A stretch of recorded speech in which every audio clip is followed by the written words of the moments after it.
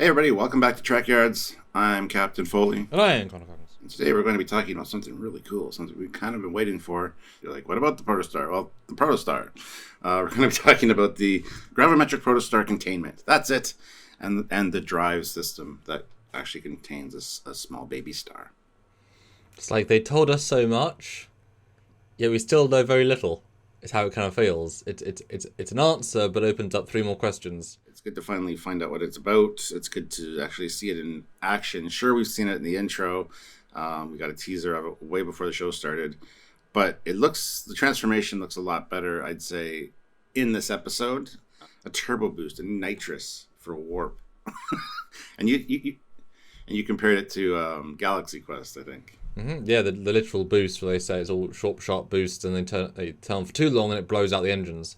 That's kind of the vibe it gives. It was a good scene. It was a good moment. I was kind of surprised the, proto backwash of the new drive didn't damage the Diviner ship. But I mean, at least they dropped out of warp, so maybe.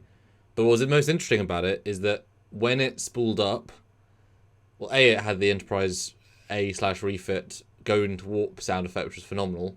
That was lovely. But it stayed in the now apparent warp tunnel. It didn't disappear, didn't vanish, didn't phase, didn't vortex, didn't wormhole. It just went down the same tunnel quickly. So that tells us it's still part of the warp system, rather than some spore drive or warp transwarp or quantum warp or blah blah, which is not what I was expecting. But I'm really happy it feels more grounded because of that. I think there's actually a line of dialogue where they call it proto warp. So, I mean, that's kind of cool, actually. But no, it was great to finally see. And the transformation thing, it seems a little overcomplicated. I don't necessarily think that's needed.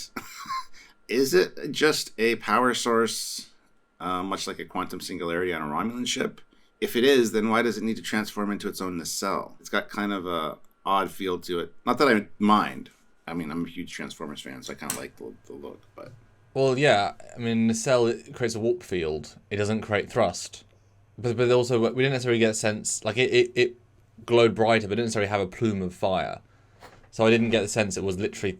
it's tricky in how they visualize it. So it could have been powering up, etc., etc. So it's kind of a... But again, it is a kids' show for kids, so they need to see the idea of it going... It's booster engine. That's what you associate it being. But potentially... Because it's an experimental drive, obviously, it's also such that it holds this unstable element, this unstable force of nature inside the ship, that the warp drive nacelle can't be exposed at all times because it's more vulnerable. Although part of it is, but most of it isn't. And so it only comes out when it needs to be used, when it bolsters the warp drive, bolsters the warp bubble, and lets them do the extra thing. And so the mechanism, which yes looks a bit overcomplicated, I think a lot of it is just to move the other nacelles, because normally Voyager has hinges. It's all beautifully whatever, but this one you can see all little bits and bobs of it, like so it's kind of if it had just been outside the hull, it would have had no process at all. But because it has to be. Yeah, well, I want to find the purpose for it. I mean, it's interesting that Janeway, the emergency training hologram, has no record of it and basically can't give us the exposition we need to why it was built or its limitations or anything, which was I was hoping for at some point. That being said, she is a computer program. All they have to do is give her access to that part of those files, and then we'll learn about it. And I'm sure that's going to happen at some point, although I have a feeling that we're going to get the explanation from like Captain Chakotay as to what the ship is, what it's for, why it's where it is. I think that's going to end up being the case.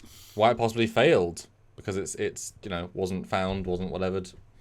Yeah, and I'm totally cool with that. Now, the other aspect is, what does the Diviner want with it? He seemed very conflicted about saving his daughter or getting the ship, and he apologized. He said, I'm sorry, I have to do this.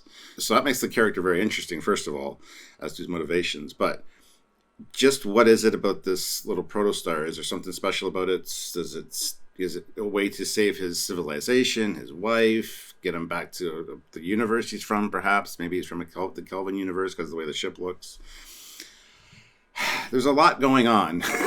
And it did answer a question or two, but it also raised a bunch. And I don't know how I feel about that. No, for sure. It's, what can you do with just a fast engine? Abstractly. He can get somewhere quick. Okay, fantastic. But, he lives in a tank. And what if you spent 10 years, digging into a mine, 5 years? Okay, yes, if the journey is 50 years, then okay, you saved a long time, but you're using a lot of time to get a saving time method when he's in theory maybe dying or some such. But as I've said previously, warp is exponential, so warp 9.9 is much faster than warp 9 by itself. And so if this drive, Prometheus is warp 9.99, I believe, for like 6 hours. If this thing can warp 9.999 and the little, x times 10, those 7 more 9s is drastically faster. And so we're not, obviously, the warp 10 barrier is infinite. We've seen warp 10, it's just everything. And transwarp is a whole different way of, travelling.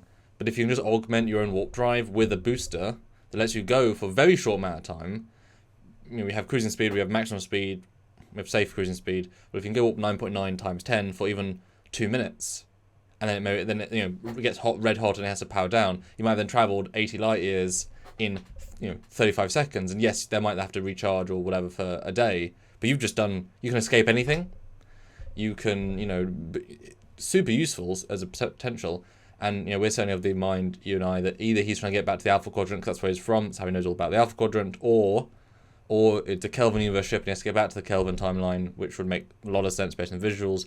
And perhaps, how it got to our universe was you can slingshot around the sun to go time warp, but if you use a protostar and boost and go beyond the warp scale of like max warp, you can reach a universe crossing threshold speed. Yeah, so I mean, if it's more important than his daughter's life, like, he did seem quite conflicted about Sold it that. very well.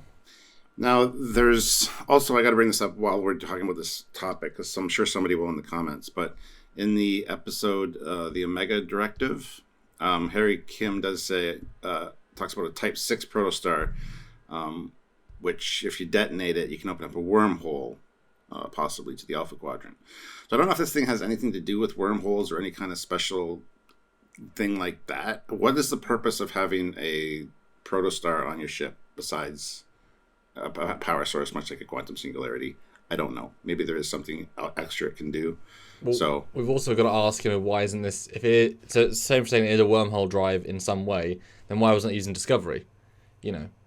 Once they create especially having just watched Discovery back to back, and they talk about new drive systems, it's like, well, they've just invented a new drive system for their animated show. That's not shouldn't be classified in the same way Discovery is, etc. But I'm fine with it just being, there are some things in sci-fi where they have to maintain an almost overload state to generate enough power, and so maybe this thing is so high octane that it's just small shot burst, almost blows up the ship each time. Very limited use, but it's a possibility. It's a test ship. It's it's one of 50 different tests. Let's try and plug, because the quantum singularity on a Romulan ship powers everything. What if you do a micro singularity just for the warp drive? That's a lot of juice in a very small amount of very small system, and that would be cool enough to go fast enough. It's more grounded. You don't need wormholes because that creates other problems. You don't need transwarp, creates other problems. Just a boosted warp, and it was an idea that came and went. And they would also explain maybe why the ship is so sleek, because it needs to be, to pierce through the faster warp eddies, subspace, whatever. Why there's no Bassards? Because it's not pulling in... you don't need to feed the Protostar with any matter, so you don't need Bassard collectors, because your warp drive is never going to be taxed in the same way, same way. And I'm sure you can also proto-warp at low yield as well. I'm sure that's probably likely. You don't always need to go max speed. I'm sure there'll be a... And obviously explain how the ship, came and went very quickly, because, when you warp into system, you are, sort of phasing back into space, so you can, in theory, warp into a planet. Hyperspace ain't like dust and crops, boy. You can fly into the sun.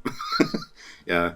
Well, if you're going that fast, you need to definitely plot a course. So, yeah, I mean, there's lots here to even though, yes, we did get kind of an answer, it opened up a lot more questions. Anyway, guys, put down in the comments section below what you think about this drive. What are your theories on it? We've heard a lot going into this before this episode, and now we know a little bit more about it, so we get a little bit more grounded in what we can talk about. So let us know in the comment section. Like the video. Don't forget to subscribe to the channel, click the notification bell icon, and join us for any live discussions we might have, where we talk about this very thing or other things, and you guys can be part of it real time. So if you can join us, please do. And for reels like this, we want that live discussion, and we did enjoy having that discussion in our big live review, but tune into other lives, other discussions, and super chat if you can. that supports the channel directly, or if you can, other such ways, PayPal, Patreon, joining the channel on YouTube, all fantastic ways. And we do value them all. We need them all, and you guys do come through for us. So please continue if you can, and thanks in advance. That's right. So until next time, guys, he's Commander Cockings. He's Captain Foley. And we are Team Trekyards. We will see you guys in the future. Onward.